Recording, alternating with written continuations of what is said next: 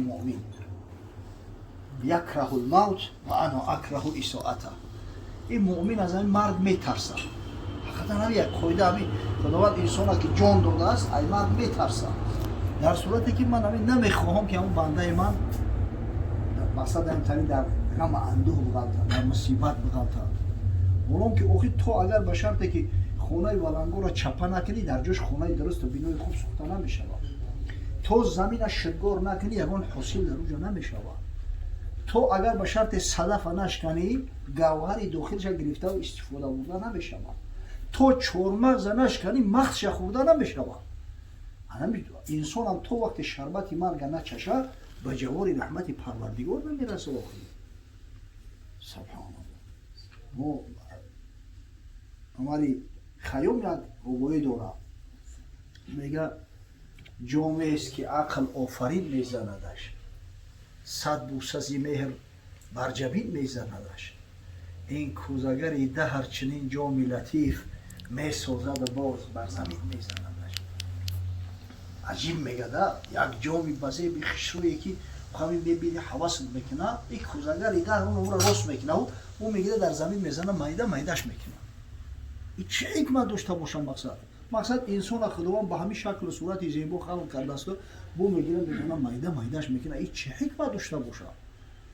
و خدا رحمت کنه حضرت مولوی را انا در ضمن یک قصه اسرائیلی در مثنوی شریف همین را جواب گفته است. میگه گفت موسی ای خداوند لباب نقص کردی باز چون کردی خراب، نرماده نقش کردی جانفیزا آنگه ویران کنی اون رو چرا.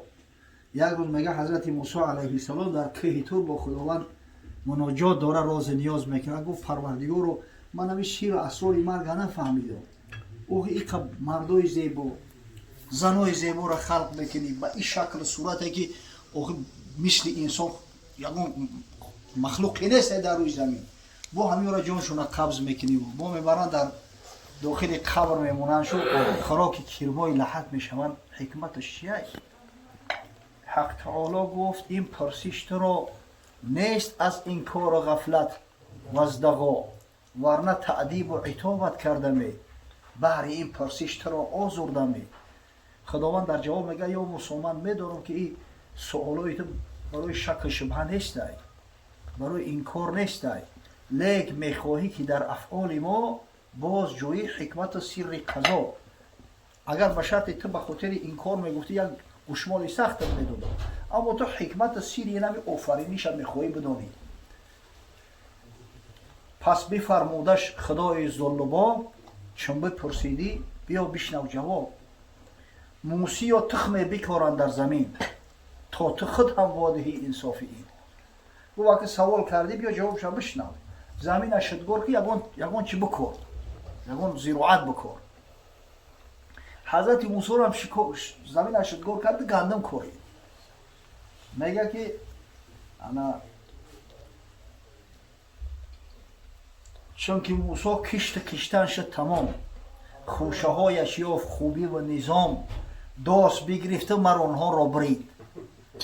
وقتی گندم کارید گندم قدرت شده است دیگه که سنبل عکوش رنگ زلفی عروس وری اویزان شده است. داست گرفته میگه ایال او و سر داست بگرفته مر آنها را برید. پس ندا از غیب در گوشش رسید که چرا کشتی کنی و پروری چون کمال یافت آن را میبری. ندا اومد که یا موسی اوخی کاری دیش قدرت شد این قدر خوشرو شد رنگ سنبله زر گندم زر چه باش خیلی بزیبه اویزان شد. برای چی گرفتی همه را چپا گردم کردی؟ گفت یا رب زان کنم ویران پست که در آنجا دانه هست و کاه هست. دانه لایق نیست در انبار کاه در انبار گندم هم تباه. گفت پروردگار آخه اصلا همین گندم دانه داره و که داره. دانه خوراک انسان های که خوراک حیوان ها. نیست حکمت این داره آمیختن فرق واجب میکنه در بیختن. همش یک جویا کنی نمیشه واقعی ایروی عقل فراست نیست. باید دانه را ایکه جلو کنی. گفت این حکمت زکی آموختی نور این شم از کجا افروختی. گفت ماشاءالله یا موسی ای کجا یاد گرفتی این عقل فراست کی داده. گفت تمیزم تو دادی ای خدا. گفت پروردگار این تمیز، این فرق، این مقصد، این عقل فراست تو دادی. گفت پس تمیز چه نبود مرا؟ در خلایق روح‌های پاک هست، روح‌های تیره و گلناک هست. خداوند گفت یا موسی آخی من همه شما را فهموندم، من نمیدونم خودم چیکار میکنم. انسان‌ها یخیل نیستن، در میان انسان‌ها هستن آدمایی که به درجه پاکیزه و تازه انگی گوی شفقت از ملائکه میبرند. هستن کثافتایی که در درجه و منزلت از همین حیوانات چارپا در پسترند. یک گروه مستغرق مطلق شدند، همچه عیسی با ملک ملحق شدند. نقش آدم لیک معنا جبرئیل، رسته از نفس هوا و قال و قیل. بعضیا مثل حضرت عیسی ای ملائکه را بالا رفته گیرند دیگه. نقش صورت آدمی ای نه معناش را بگی ملائکه. قسم دیگر با خران ملحق شدند، خشم محض شهوت مطلق شدند. واجب است اظهار این نیک تباه، همچنان که اظهار گندم ها زکا. انا میچ خیلی که گندم ایکه جدا کردن واجب است، عقل همه را تقاضا میکنه. انا میخواد انسانو را با همدیگر جدا کردن، هر کدام در منزلت در جای خود قرار دادن واجب است.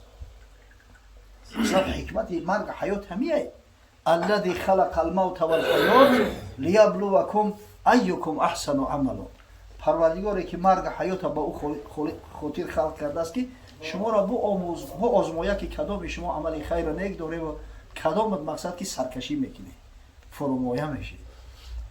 همه برای همین انسان حقیقتا دوست میداره جانا بسیار عزیزه، لیکن اوقی رحمت پروردگار بالاتر ای. گولا پیش دختر میبری باید او کولش کنه، گریه چی میکنه لیکن با فایده و منفعتش هسته پدر بو میقپم گولا که پوهک نزنه و کولش کنه. میبری فرزند جراحی ای او خازبین ای بیچاره میترسه ختم در تعلقه لیکن با فایده و منفعتش که هسته قبول میکنی با سو میتی که همین جراحی کنی. نه پروردگاری بزرگم بنده را بسیار دوست میداره بنده مؤمنم، نه که تو زمانی که اوخی اگر صدف نشکنی گوهر گرفته نمیشه. حضرت این بچه رسیت چه پرسن؟ نه میگه که همین شب قدر هم دعای اخیر همش شب قدر میگن که چی بهم 27 مردم میخواد چی میگه؟ ماشاءالله. حقیقتا حدیثی متفق علیه هست، بخاری و مسلم روایت میکنن. حضرت گفت تحروا لیلة القدر فی عشر الاواخر من رمضان. شب قدر در 10 اواخر رمضان جستجو کنی. در روایت دیگر اومده است که در شب‌های تاقی 10 اواخر رمضان جستجو کنی. 21م، 23م، 25م، 27م. در یگان حدیثی مرفوع به رسول الله صلی الله علیه و سلم 27 ناومده است. 27 تا کجا گرفته؟ اصلا این 27 اما سخنی پیشنهاد قولی حضرت عبدالله ابن عباس رضی الله تعالی عنهما است، پسرمک پیغمبر که شورای مفسرای قرآن است. همین حضرت گفت که قول اصح صحیح تر شمی است که همون شب قدر شب 27 است. اما در اصل بگیری مردای صالح کسایی که حقیقتا بخواهند که شب قدر پاس بدارن همون ثواب 1000 ماه طاعت عبادت بگیرن، باید به همون شب 27 اکتفا نکنن، همین 10 روز آخر رمضان در شب قدر جستجو کنن. کسی انشالله همین کارا کرد هیچ جای شک و شبهه نیست که شب قدر دریافته است. اون برای که میگم که یگان حدیثی مرفوع به رسول الله صلی الله علیه و سلم نیست که ایمینا در شب 27 قدر جستجو کنه، بلکه حدیثی پیغمبر دلالت به این میکنه که در 10 اواخر در روایت دیگر اومده است که در شب‌های تاقی 10 اواخر. معنی یافتن یعنی چی است قدر یافتنش؟ آخه این مقصد که یک بشارت پیامبر صلی الله علیه و سلم، بشارت الله در قرآن عظیم شأن. حضرت خداوندی گفت لیلة القدر خیر من الف شهر. شب قدر طاعت عبادت در این ماه بهتره 1000 ماه طاعت عبادت. شب قدر شب مبارکه، شب قدر شب نزول قرآن، برابر 1000 ماه طاعت عبادت که از 80 سال زیاد میشه و این را اگر حسابش کنی. هم خاطر سعی میکنن که همین شب مردم خواهیم باشن.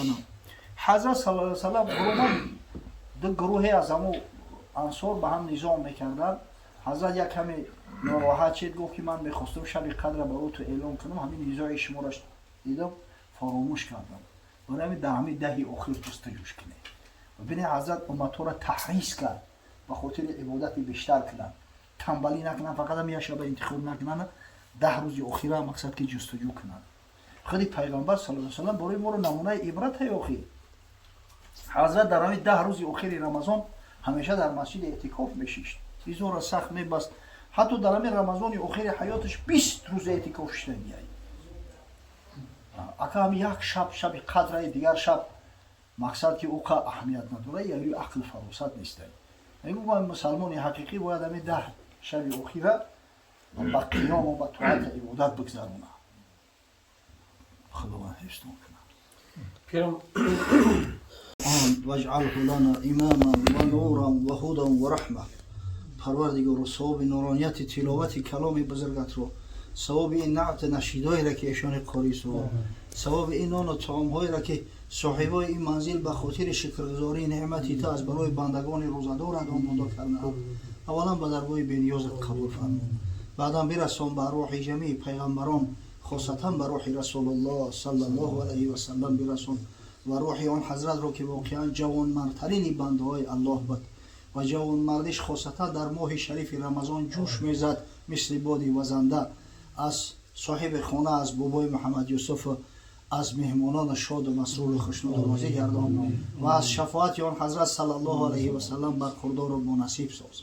بعدم برسون به ارواح جمیع مؤمنین و مؤمنات، مسلمین و مسلمات، جمیع روح ارواحی که از صاحب خانه و مهمانانش امید دعا دارند، خاصتا به روح پدر مرحوم خدای رحمت مغفرت پروردگار رو در بحبوحه جنت مستقرش گردان.